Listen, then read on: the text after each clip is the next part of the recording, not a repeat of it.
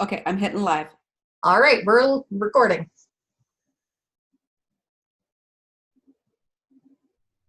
All right, says that we are live. Good evening, happy people. Plexus, puberty, PMS, all the P words, whatever order they come in.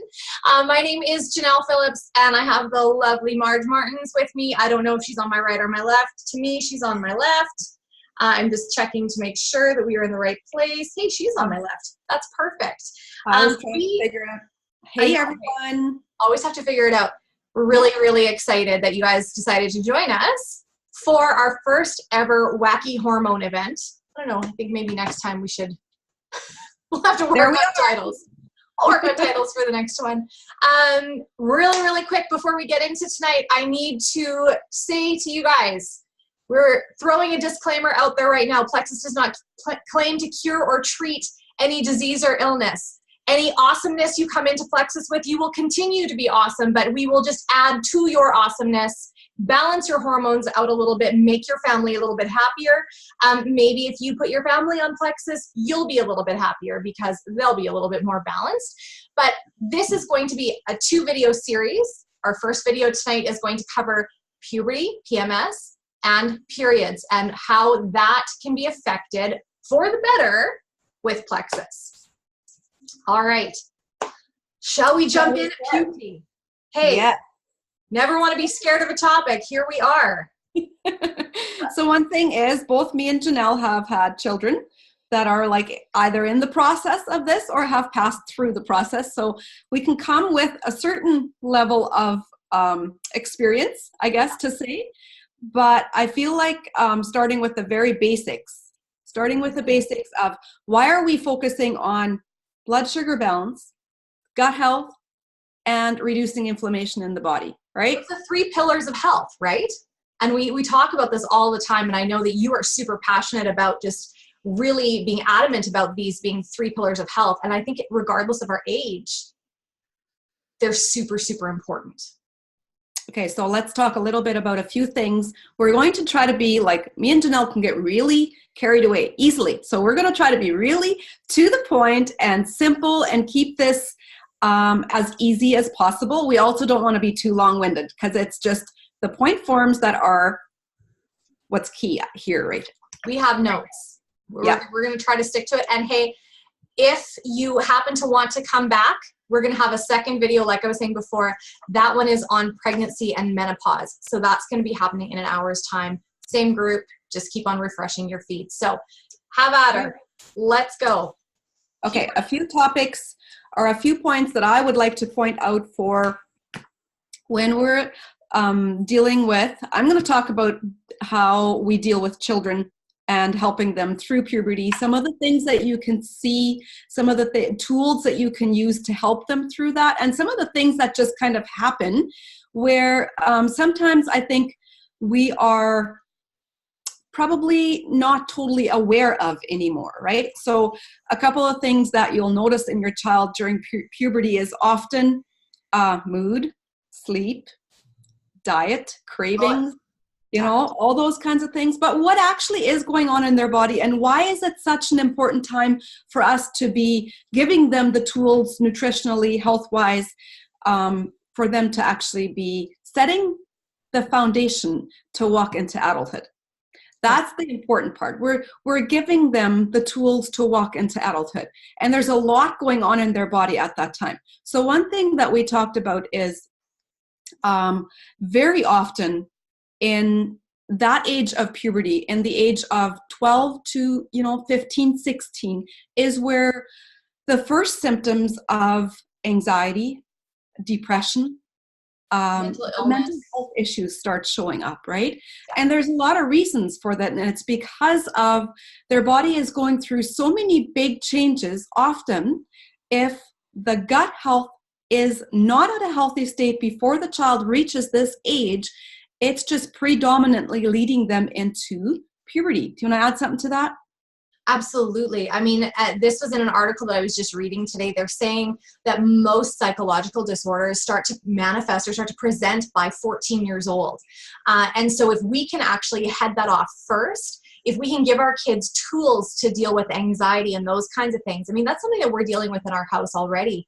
And I'm watching, pressures for school, assignments, different, what is the word that I'm looking for? Expectations that they're putting on themselves.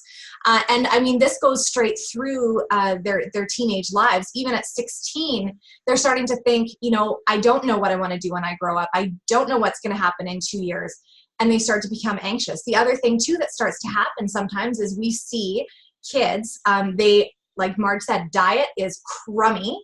They're making really poor choices. Yes, their metabolism is higher and they're not quite as insulin resistant as we become later on in life. So you might not see the weight issues happen, but you'll see the emotional stuff too, right? They can start to experiment with alcohol or drugs. Like that can be kind of a precursor, or the mental illness thing can be a bit of a precursor to having addictions, things like that. So, hey, let's talk a little bit about boys and puberty. Oh, this is something I'm really passionate about. Yes.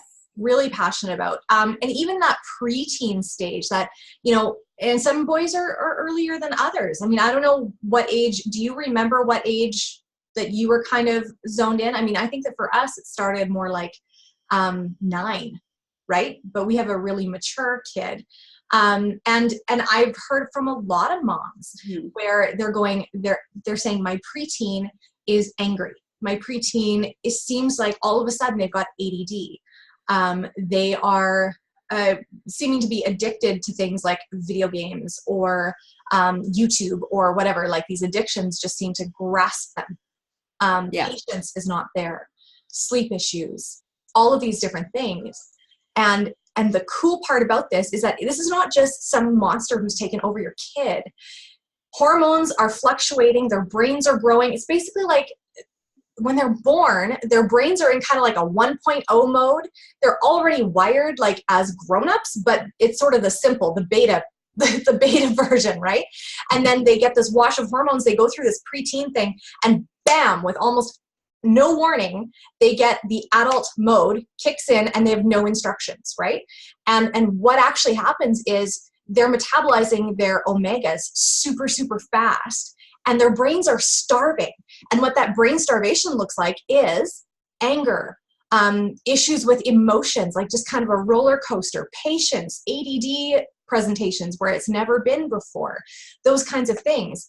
And when we give them the right tools to nourish their brains, they come back to us. Yes, they do. So let's talk a little bit about, I want to add to that a little bit because all that stuff going on in their brain, the frontal lobe of their brain at this age is not even fully developed yet. No. So that's a huge factor of why they're struggling because of the immense change. Mm-hmm. I've done a lot, like you just mentioned omegas. I've done a lot of reading on boys needing omegas. And I know personally friends that have added Omega X, one of our products, you guys can go look it up, to their boys' diet.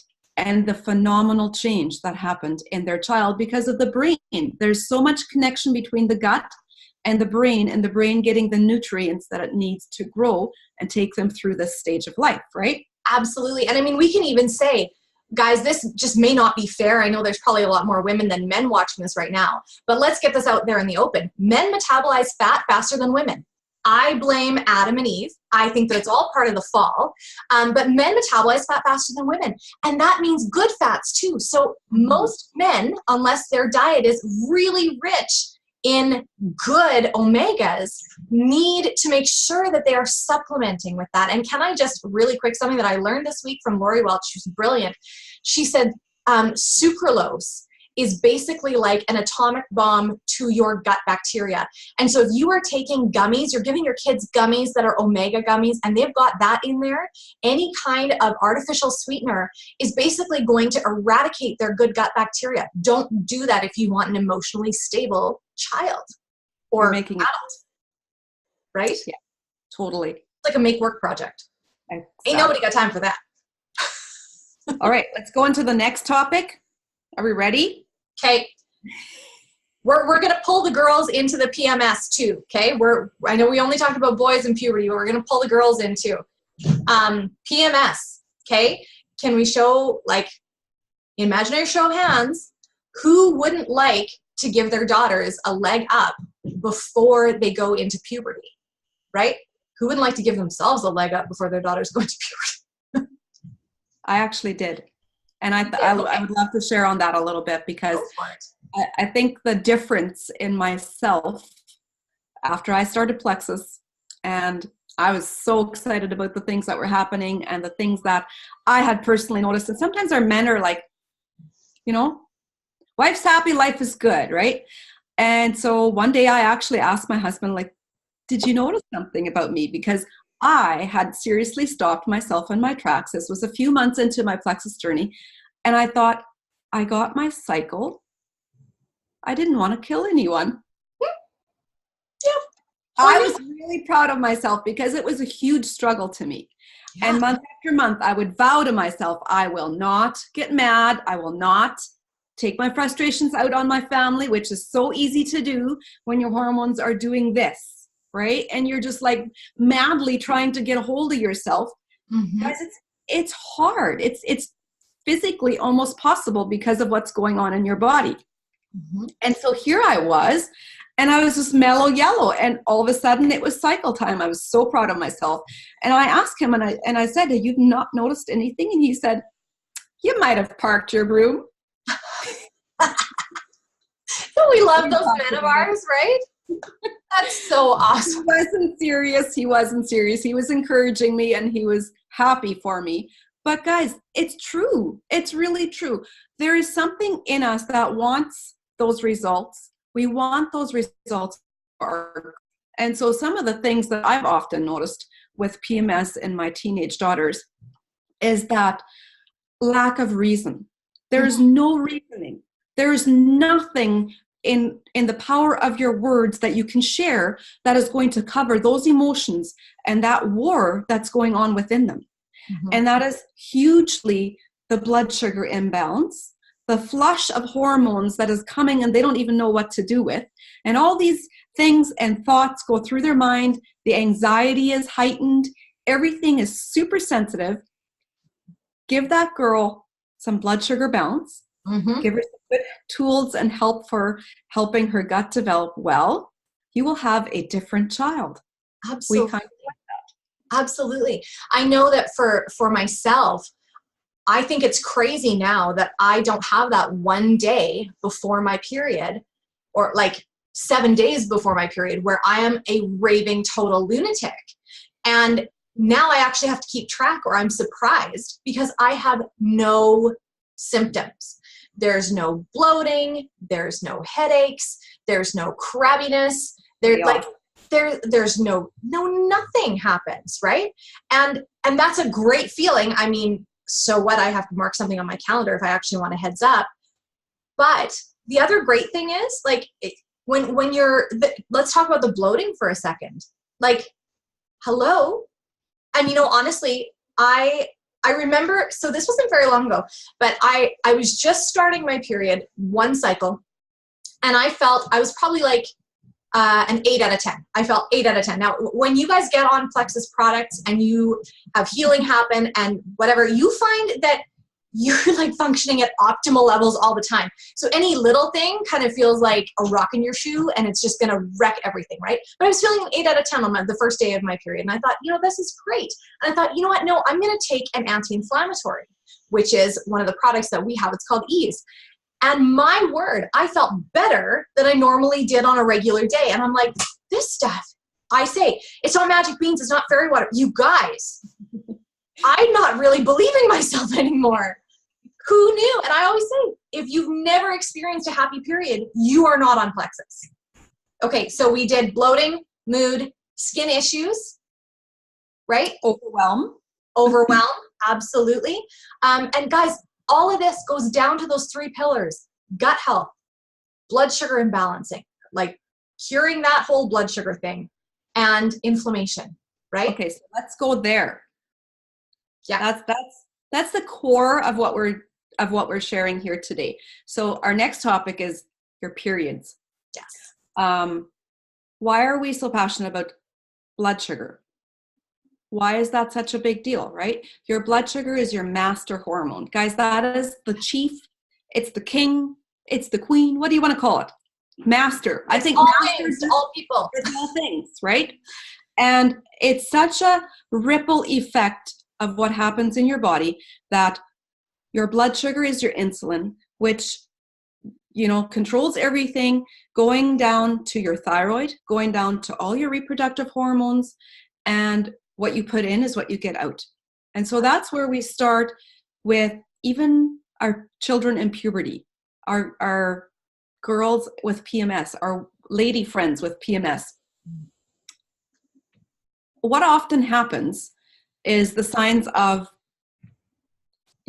unbalanced blood sugars, bad gut health, high levels of inflammation, and you start seeing things happening in the body that often, like we said, are totally out of our control. So a couple of things I want to kind of point out that is huge signs of long-term unbalanced blood sugars are when all these things escalate and they stay in the point of always getting worse and worse and worse and not getting the right tools and nutrients and things to start fixing the causes. We start seeing women with PCOS. That's a huge one. It's a massive root thing of having unbalanced blood sugar. We start seeing women with cystic ovaries, lots of things going on with the ovaries. It's all that unbalanced hormones. Or even like breast cysts too, right? It's all... Yes, exactly. Endometriosis is another one. Heavy bleeding, clotting, irregular or non-existent cycles. I read something that really stood out to me. It said 80% of women with 6 periods or less per year they have PCOS. Okay, so leading into this is, what do we want to do? We want a solution. What's going on with my body? Why am I not getting my period? We seek pharmaceutical help. What is often the first thing and the first answer that we get when we seek pharmaceutical help? Even from young people, yes. Right? What is it? It's birth control. So what does birth control do? Right? So a lot of these things are... Would you elaborate on that? Because maybe some people don't actually know about what birth control can do to your system, because I think we've been so, I don't want to say brainwashed. The information that has only been given to us, and we haven't known enough to question, why wouldn't I want to go on the pill? Because it will make my cycles really regular. They'll be less painful. The bleeding will be less. My skin will be clear. All of these things sound really good. And we don't often consider what the opposite effect is. Until we start learning what a synthetic hormone does to our natural cycle. And which is unfortunate, because I personally walked through this journey as well. Mm-hmm. And I, for years, didn't think nothing of it. And I never knew that a lot of those issues that I was having was connected to being on birth control. So when you start adding synthetic hormones, your body will do what it's told to do, because it's being forced. It's mechanically forced to do what it's doing. And all your other natural forces are being squelched. Mm-hmm. They're being quieted. So all these symptoms that you're getting, PCOS, endometriosis, all that inflammation, your body is just flashing the sirens and telling you that something is wrong, something is wrong. And we put a lid on that boiling pot, trying to keep it down because we need relief from these symptoms. So in essence, you have a fire that isn't ever being put out. It's always smoldering. So, and then all of a sudden you stop that birth control, and what happens? It's just a wild fluctuation of things going on. I never had these symptoms. What is going on in my body? I don't know what's happening. It's been smoldering there for long, right? And so, well, and you know what, here's a really scary thing. So this actually happened to me, and I'd forgotten about this. There was a point in time in my life when I was on birth control, and I was put on it very, very young because I had some light skin issues. I had some discomfort, but it wasn't major. But their first thought was to put me on the pill, right? A couple of years later, I started to get pains in my lungs. And they were concerned that I actually had blood clots in my lungs as a side effect from the birth control pills. Now, Did I have any idea that that was one of those side effects? Yeah, sure, it's on the little insert, right? But how often do we really pay attention to that? And how often do we ask, why would that be there? I mean, so many people I know of who've said, as soon as I went on the pill, I became a crazy person, right? It messed with your body's chemistry and what naturally you were trying to do, right? Yes, absolutely. It's the desired effect of one thing, but at what cost? So when you mess up that cycle of insulin being your master hormone, when you give something to your body that is as potent as what insulin is extremely potent, and your body needs very little of it. And as soon as you start adding more and more and more, there's so many symptoms that are going to start happening that are all focused back on the root cause. We need to balance what the cause is, right? And so a lot of those symptoms are big ones. They lead into infertility. They lead into weight gain. Type 2 diabetics very often, leads from previous pharmaceutical use. High cholesterol. Oh my gosh. Depression. Blood. We were talking about this earlier. Number one killer in women is heart disease, right? Yeah. And so our bodies are amazing things, and sometimes we just mess with the wrong parts of them. Absolutely. So let's talk about estrogen for a second. I was doing some interesting looking today. So estrogen is mostly created in our ovaries, right? And so your body is going to use the estrogen. It gets released from your ovaries. It gets into your system to do the things that it's supposed to do, right? Again, a hormone. It gets into your liver, and that's where it becomes dormant, or it's supposed to become dormant. Yeah. It gets filtered through your liver and then gets passed to your intestines. That's also where it's supposed to stay dormant until it gets passed through your system with bowel movements, okay? So, but what if we have an imbalance of bacteria?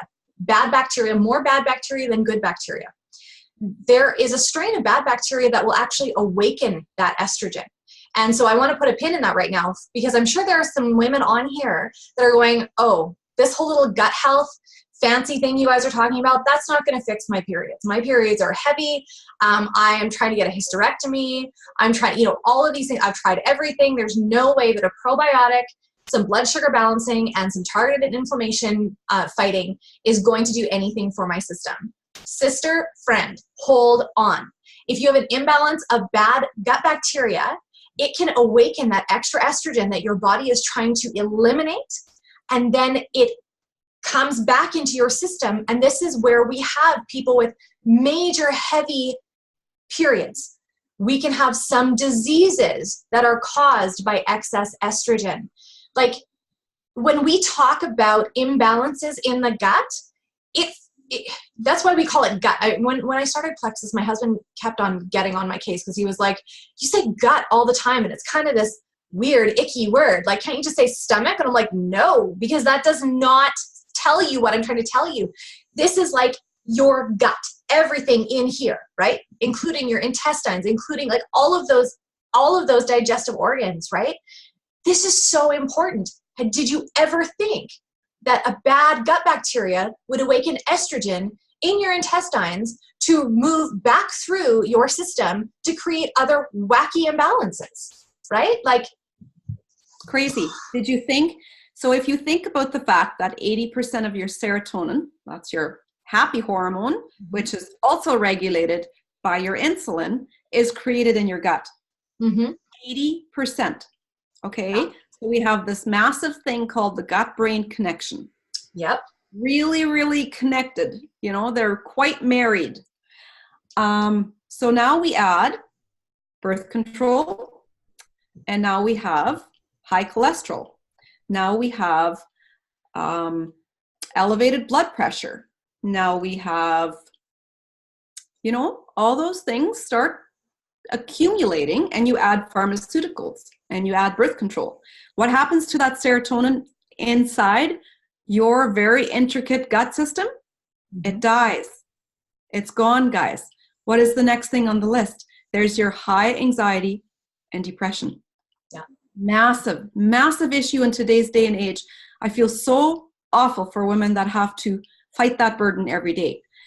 And like you said, adding that blood sugar balancing, adding that probiotic that feeds your good bacteria, brings out the yucky stuff, add that magnesium supplement, get things moving. Yes. We were going to talk a little bit about magnesium, weren't we?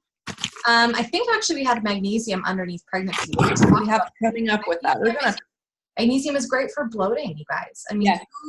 I was talking to somebody last night about this. Magnesium is responsible for over 300 functions in the body. And I'm going to go to stress for just a second, because we all have stress. And I love this picture. Your body cannot differentiate between the stress of cooking a big dinner for your family and having company over and a lion chasing you. It can't. Do you know what happens? First, when you feel stressed, your digestion slows and halts if you are in high periods of stress. The body's main way to deal with stress is through magnesium. And so if you are in a high stress situation, you need to make sure that your body isn't depleting faster than you're supplementing. So in this day and age, and especially, and we can talk about how stressed you feel during your cycle, right? If you are giving your body adequate amounts of magnesium, your stress level is going to go down because your body's going to be able to deal with it better, right? Can you imagine your patients being there when you need them on that first day of your cycle? Magnesium, a good probiotic, and some blood sugar balancing. I know it sounds crazy simple, you guys, but Marge and I have dealt with crazy complex issues that have been rectified simply by balancing our bodies, okay? And again, 3 pillars of health: gut health, blood sugar, and inflammation. It's simple. Very simple. Simple. We do not need, we often make things more complicated than it is, right? If you are one of those people that's sitting there going, oh no, yeah, that wouldn't work for me. You know what? We've got a crazy thing called a 60-day money back guarantee. Give it a try. But again, not magic beans, not fairy water. My magic month, I don't know. Did you have a magic month? My magic month was month 8. I mean, I saw differences right away, but my magic month was month 8. I was right around that part as well, but I can honestly say that I had results that I knew in my brain that I would definitely not stop in 14 days. Yes. And I had in 3 days for me. And by the time we hit 3 months, my husband, again, we'll talk about this. My husband said that he would make sure that I had these products for the rest of my life. And I tell the story all the time. I thought he was being so super sweet, but I know that it was probably partially self-preservation because I was not a raving total lunatic. Like Mark said, she parked her broom, right? I parked mine too. There's so many factors that are involved in these 3 simple pillars. I mean, like, let's even just talk about cortisol for a minute. Oh, yeah, let's do that. We talked about that earlier.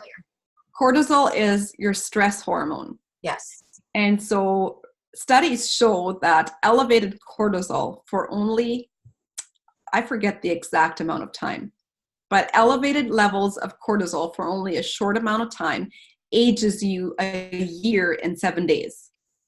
Isn't that crazy? That's a lot.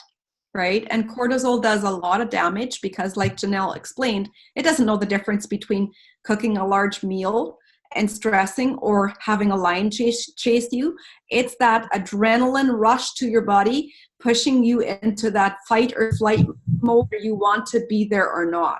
Mm-hmm. It's that coping mechanism that your body isn't designed to be using on an everyday basis. It's supposed to be an emergency supply that is there when that lion does chase you. You know, it's one of those things that is never supposed to happen. So what happens when you have these high levels of cortisol, which in fact is proven if our estrogen, all those hormones are struggling, cortisol is the highest, right? So we're not balancing our blood sugar. Our gut bacteria is out of whack. We're having issues with digestion.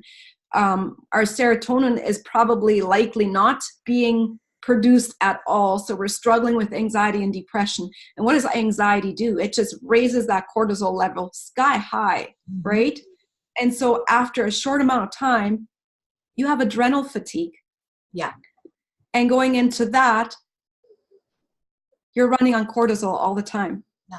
And Marge was sharing something really interesting with me earlier, because I asked her, do you know what the wow, I have no words tonight. This is not cool. What is the link between thyroid and adrenal fatigue, right? So tell us a little bit about that. We can talk about that again later, but I think that this is really, really interesting. I have to recall a little bit of what I said about there. the T somethings and the T somethings. Okay, so your blood sugar is your master hormone, and it produces all your hormones for your thyroid levels, especially the T3 and the T4, right? I'm not going to try to sound professional. I just know that those two are super important. They need the right amount of insulin in order to be producing right. What is bigger that you hear in your friends? I have hyperthyroid. I have a low thyroid. I have a high thyroid. Thyroid is a huge part of soil depletion, lack of iodine in our food, all those things, blood sugar imbalance, all those things, right? But if you have the proper nutrients to bring the right amount to your T3 and T4, it reduces your cortisol. It just brings you to that mellow level. So we have this new supplement that me and Janelle have just tried for the last 2 months, and it's proven with the right adaptogens to be really, really good for repairing your thyroid and giving it what it needs to thrive. And we've both just been like, mellow. Yeah. We're not mellow people. It's beautiful because your body is lowering that amount of cortisol and it feels the relaxation that comes with it. I love it. I think that we need to do another one of these events, but have our husbands sitting beside us and let them kick in their 2 cents. This could be just brilliant. I was also going to say that there's another 2 products that we have that also help to support thyroid health naturally. One of them has brown seaweed extract, and that is a naturally occurring form of iodine. Mm-hmm. And the other one is our multi, and our multi is clinically proven to support a healthy thyroid. And we are in a thyroid epidemic. Totally. And so again, back to puberty, PMS, our young people, what if we could head that off at the pass? You know, I really think that an ounce of prevention is worth a pound of cure. Is that how it goes? The ounce of prevention is worth a pound of cure? However that works. And the things that we wish that we would have known or are that would have been out there, right, for our parents to know when we were young, like, yeah. I mean, I look at my daughters. I've got twin girls, so I get to go through this ×2 at a time, which is super exciting. But I think, why would I not want to give them all the tools possible to be successful? Like if you knew that, I don't know, if you knew that your kid needed a pencil for school, you would send them a pencil and maybe 2 or 3 extra, right? If you knew that they needed notebooks for school, you would send them notebooks so that they could be successful. This is just another link in the chain of things that we can do to intervene as parents. There's very little things that we can do, honestly, as parents. They're out there in the world on their own, the relationship things, all of those things, we really can't control that. But we can help them get a handle on their emotions and their ability to cope with situations. And you know what? I think in that, we're giving them more tools for good decision-making processes because they're not going to be so impulsive. They're going to be a little bit more balanced. And hallelujah, I can be a little bit more balanced so that I don't fly off the handle when somebody spills a glass of milk, and I can just save that for when they wreck the car. I'm just going to add, you might need a little bit extra when they wreck the car. I've been there. That's a 2 vital biome day. Well, let's talk a little bit about that vital biome. I was just thinking of that because my 16-year-old has been on plexus right through puberty. And I totally know when she's missed a day. And I do believe that she also knows. And I can attest to the fact of, you know, the probiotics and what they do and how they help, like Janelle said, with those mood things, with the decision-making process. It's easier on them. Give your child the tools that they need, right? And it's definitely preparing the foundation for the prevention instead of the treatment. Absolutely. Mm-hmm. Absolutely. All right, guys. So I think that's what we've got for this part of the video. Join us for part 2. You might not be there yet. You might not be at the pregnancy part. You might not be at the pause yet, because that's our next topic, pregnancy and the pause. But I bet you know somebody who does, and this will be really valuable information for you. So stay tuned to this page. take a look at some of the awesome testimonies. We've got some great ones on here talking about people's success individually with their hormones and plexus. Yeah, and as always, we haven't talked a ton about individual products on this Zoom, but that was on purpose because we want you to go back to the friend who invited you to this, or if you're not sure who invited you, you can send either one of us a message and we'll make sure to connect you with the right person. But yeah, we want to make sure that we can make a tailored program for your needs. And we already kind of have an idea, but we would love to talk to you about your individual struggles. So have a wonderful night and we'll see you back very shortly. Thanks for coming. Bye.